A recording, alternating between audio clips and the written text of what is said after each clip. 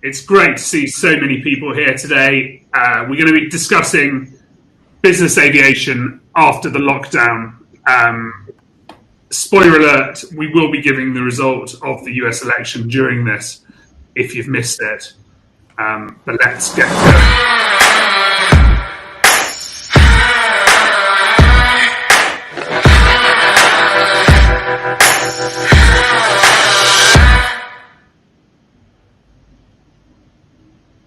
Good morning, good afternoon, good evening, wherever you are in the world, welcome. Today we're going to focus very much on one market, the biggest business jet market in the world, the United States of America.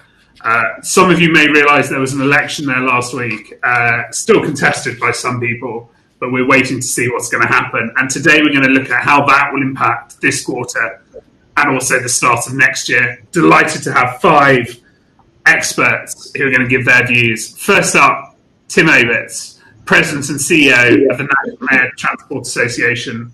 Tim, do you get more money for doing two jobs as President and CEO? No. Tim, you're in Washington, coming to us live. What do you see going on at the moment? How quickly will we know how the new world order will affect business aviation? Well, the Senate's already picked their respective leadership, which is obviously Schumer for the Democrats and McConnell for the Senate. In the House, it looks like right now the Democrats will have lost 20 seats, and they'll have a thin majority at 222. They need 218 to take control. And so there was a big pickup there. So as we look to, and obviously it appears that Biden is the president. And what's interesting about Biden versus the previous two presidents, Obama and Trump, is that he actually believes in the Constitution and federalism, and it was an institutionalist himself, and so knows how to deal with Congress on both sides.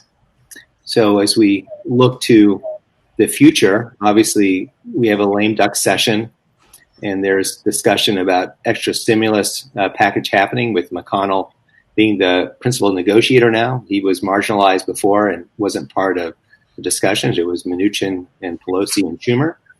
And so there is some hope that there will be extra stimulus for business aviation going forward, because commercial aviation certainly needs it. So as we look to the future, obviously Ed will talk about bonus depreciation and the tax consequences of the mandate by Biden that he's going to repeal back Trump's tax breaks for the wealthy. We're looking to see what is going to happen on a bipartisan, bicameral basis, where Biden's going to be working with Congress to further various causes. That's how we see it. I was laughing because I like the way you've just pushed all tax depreciation stuff to Ed. Happy to do that. Well, he's the expert, so come on. From your point of view, you're up there lobbying with your colleagues at GAMA and MBAA and GAMA and others. How hard is it for you to get to know the new intake? Well, the new intake, the committee staff aren't going to be changing. We don't see that in the House. There's going to be a new chairman of T&I. It'll be DeFazio. Larson will still be head of the subcommittee on aviation, and so we all have good relationships with them. Likewise, in the Senate, it looks like there's going to be a 51 to 49 majority for the Republicans, with the Georgia runoff happening. So it could be as high as 52, but would be 51. And so once again, we've got Wicker there who's willing to work with us. And so nothing's going to really change that way, other than the fact that I believe that people will start to work more like they used to, in that it'll be more bipartisan work and bicameral work to move the needle forward on issues related to transportation and infrastructure that hadn't happened before because there was such a stalemate of extremes. And like I said before, I believe that Biden is an institutionalist and believes that the power comes from Congress, the legislature, and as opposed to, like I said before, Obama and Trump that did a lot of things by executive order. So do you think we might see FAA getting more money? Well, yeah. I mean, Biden has talked about the fact that he wants more money for airports and infrastructure. And whoever gets the position as the associate director of airports will be likely giving a lot of money away. And we've been already working with the people that we believe are on the transition team to make sure that general aviation airports aren't left out of that equation like they were in the CARES Act, where you had $10 billion with $9.9 billion going to commercial airports, to 450 airports, and the remaining 4,500 airports splitting $100 million bucks. That was a bad move, and so we've been working that issue very hard.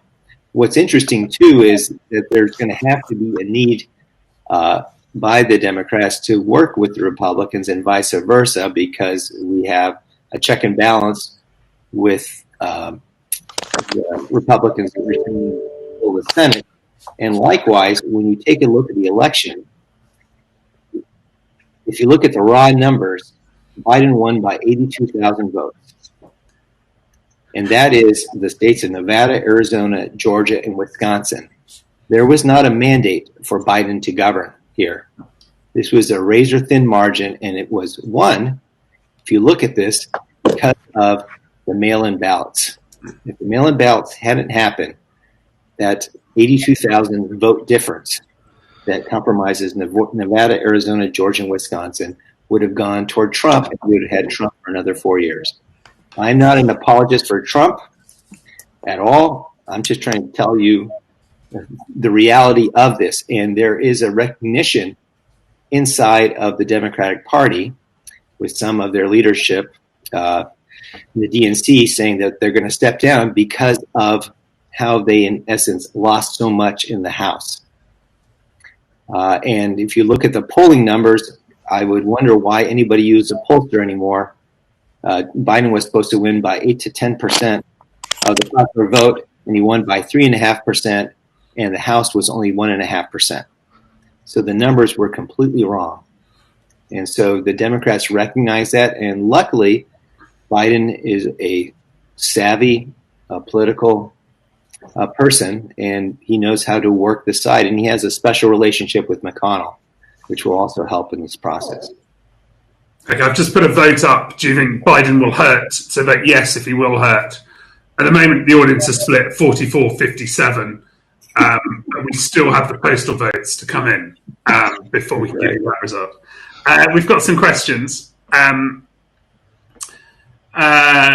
Mike Francis from Managing Director, First Republic Bank. Tim, when you're talking with legislators, how do they view our industry? They are beginning to recognize it because they understand that with commercial aviation pulling out of a lot of rural airports, that the only lifeline to their airports is business aviation and general aviation. So they understand the value of it, both from medical services, cargo, and in essence, passenger service through Part 135 using business jets. Okay, we've got a question from Richard Berkemeyer. Richard? Do you see Biden reversing all of Trump's executive orders? I would think he would. That was a very non-politician answer. Okay, thanks, Richard. Thanks, Tim. another question. I'm sorry, just getting now. Okay, we've answered that one, and I'm not going to ask you about tax benefits. I'm going to move that one. If I could say one thing on the executive order. For every executive order Trump did, he undid 16 of Obama's. And so the question then becomes, what does Biden do with the plethora of Obama executive orders that were undone? Okay, and a quick comment from Stephen Ferriank on Brad. Biden won by 5 million. Okay, I didn't hear the rest of you. You cut out, Alistair, but I saw that question up there. So once again, the U.S. government is different in that we believe in our Constitution in federalism, and so we have states. And so when we take a look at the election and the Electoral College and how it works, we take a look at what gets us to 270. And the difference was not 5 million to get us to 270. It, in fact, was 82,000 votes. And that's a fact.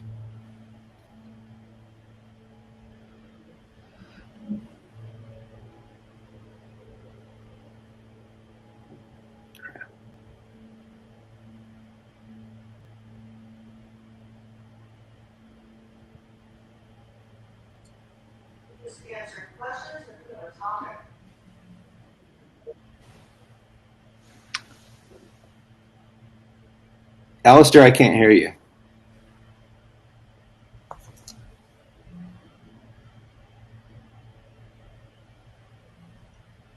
Alistair, can you hear us? Because we can't hear you.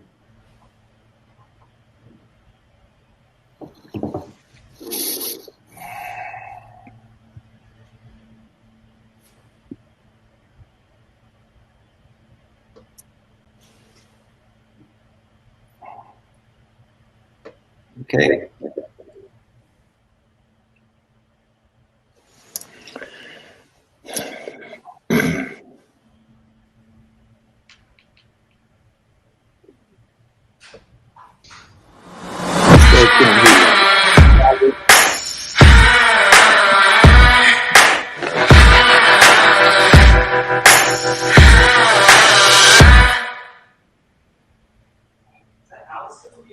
Yeah, he had a little video in the very beginning. It somehow got replayed again. Alistair's still talking. I don't think he knows his sound is off. He's been talking for 2 minutes. Yeah. So Alistair, can we talk about airplanes? Okay.